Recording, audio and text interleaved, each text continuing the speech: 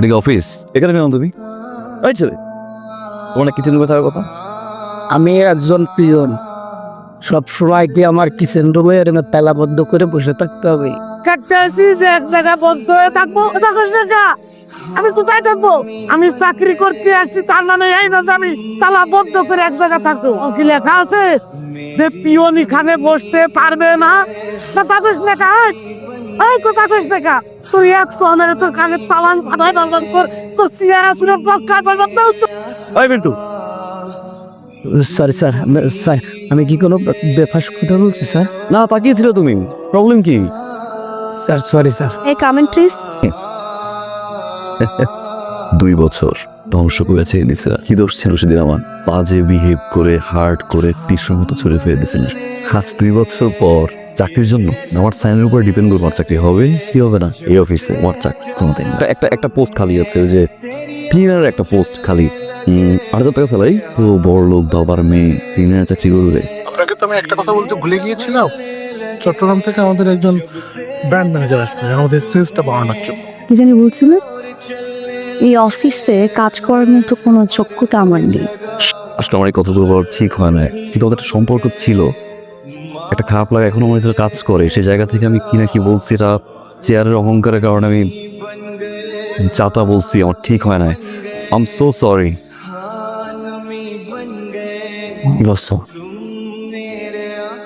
এই কথাগুলো বলবো প্লিজ স্যার। স্যার বুঝতে পারি। ডেফিনেটলি বলবো। রাইট, কেন স্যার? তোমার ডেস্কে welcome to my company pizza. Sir আমার একটা ছোট্ট কথা বলার আছে। জি বলে।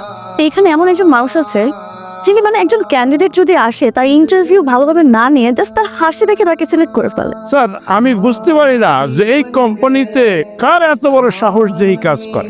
মিস্টার ফাহিদ, তোর সমস্যাটা কোথায়? হ্যাঁ, যা বলে সত্যি। জি স্যার। হ্যাঁ প্লিজ, এবার আপনি লাস্ট চান্স যে এই ধরনের কোনো কাজে করবেন না। আপনি এমনিতেই তো অনেক সুন্দর সুইট, আর কাজের মগ্নতায় আপনাকে এত সুইট লাগছিল যে আমি আর কথা বলিনি।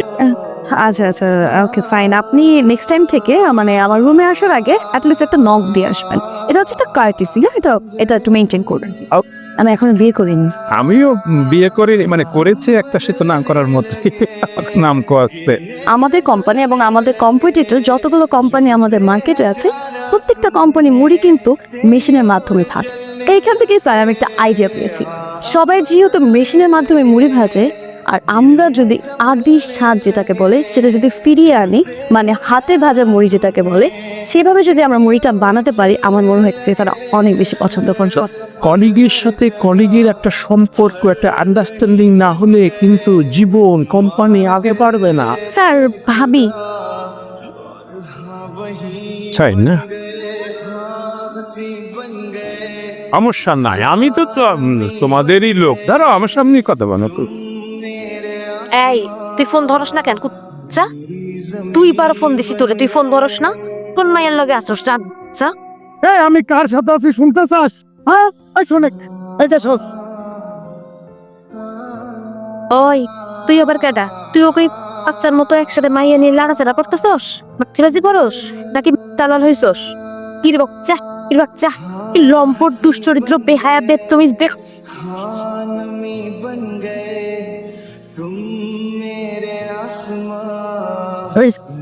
বোঝা চাও না।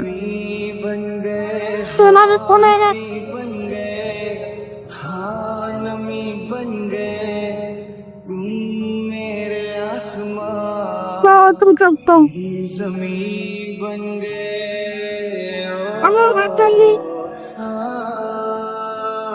তুই যদি আর 1 সেকেন্ড এখানে দাঁড়াস তোরে পাড়ায় মেরে ফেলবো। সরাজেন এমন হবেন যে বিসিসিরা রহমান আমাদেরকে যে প্ল্যানটা করে দিয়েছিল সেই প্ল্যানটা আমরা মার্কেটে সফলভাবে এক্সিকিউট করতে পেরেছি। এতে আমাদের সেলস বৃদ্ধি পেয়েছে। Thank you so much. আপনাকে ধন্যবাদ আসলে আমাদের কোম্পানি এবং আমাদের প্রোডাক্টের কথা আসলে এত ভালোভাবে চিন্তা করার জন্য।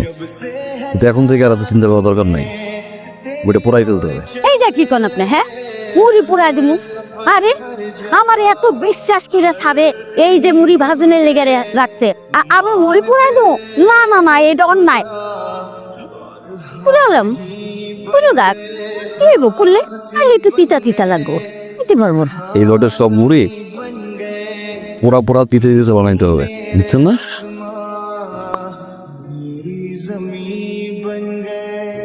এটা কি এই জিনিসটা কি দেখছেন? আপনি যে একটা প্রোডাক্ট মার্কেটে পাঠাচ্ছেন সে প্রোডাক্টটা কিরকম সে দেখছেন? কি খাচ্ছেন না কেন?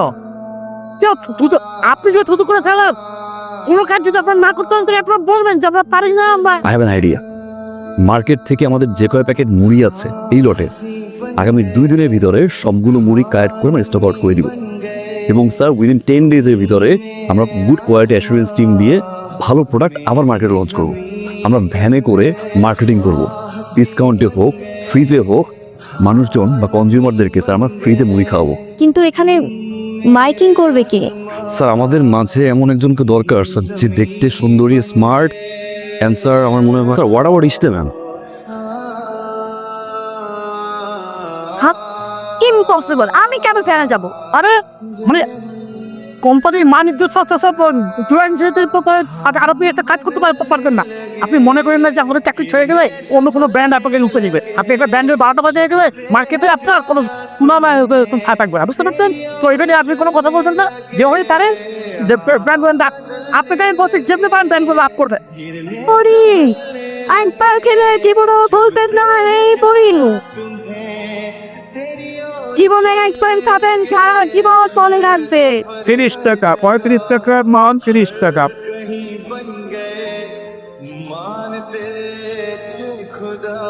আমরা কখনোই ভাবি নাই যে আমাদের ব্র্যান্ডটা আবার ঘুরে দাঁড়াবে এবং আবার মানুষের দাঁড়িয়ে দাঁড়িয়ে পৌঁছে যাবে। উনি যেভাবে এফোর্ট দিয়েছেন, যেভাবে মাঠে ঘাটে ব্র্যান্ড নিয়ে ছুটে বেরিয়েছেন, আমাদের প্রোডাক্টটা ঘরে ঘরে পৌঁছে দিয়েছেন, এই মোটিভেট না করলে তা আমাদের দিক থেকে অন্যায় হবে।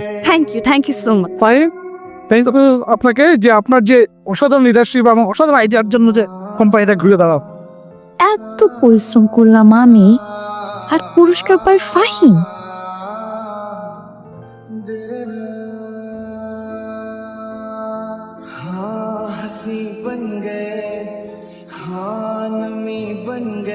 আপনারা দুজনই স্মার্ট, বুদ্ধিমান, কাজও ভালো বুঝেন, কিন্তু কোনো এক কারণে আপনাদের সাথে আমাদের সিঙ্ক করছে। একবার একটা ঝামেলা আপনি পাকাচ্ছেন, কোম্পানির ব্র্যান্ড ভ্যালু নেমে যাচ্ছে, আবার একটা ঝামেলা আপনি পাকাচ্ছেন, কোম্পানির ব্র্যান্ড ভ্যালু আরেক জায়গায় যাচ্ছে। মানে এরকম ইঁদুর বিড়াল খেলাটা তো আসলে কোম্পানির জন্য সুখকর না, সেটা আপনারা বুঝতে পারতেছেন। ওর প্রতি আমার অনেক রাগ ছিল, অনেক ক্ষোভ ছিল। এতদিন পর এসে আমি রিয়েলাইজ করলাম তখন আমি রাগ করাটা উচিত হয়নি। যে মুহূর্তে তোমার সাপোর্টটা আমার অনেক দরকার ছিল, সে মুহূর্তে আমার সাপোর্টও তোমার দরকার ছিল। আমার বোঝা উচিত ছিল যে তুমি এখন একটা ভালো অপরচুনিটির জন্য আমাকে সাপোর্ট করতে পারোনি। ওটা আমারও ছিল। Fine, I am sorry. আমাদের দুজনের একটা ভুল বোঝাবুঝির কারণে আমাদের এত সুন্দর একটা সম্পর্ক নষ্ট হয়ে গেছে। এখনো অবশ্য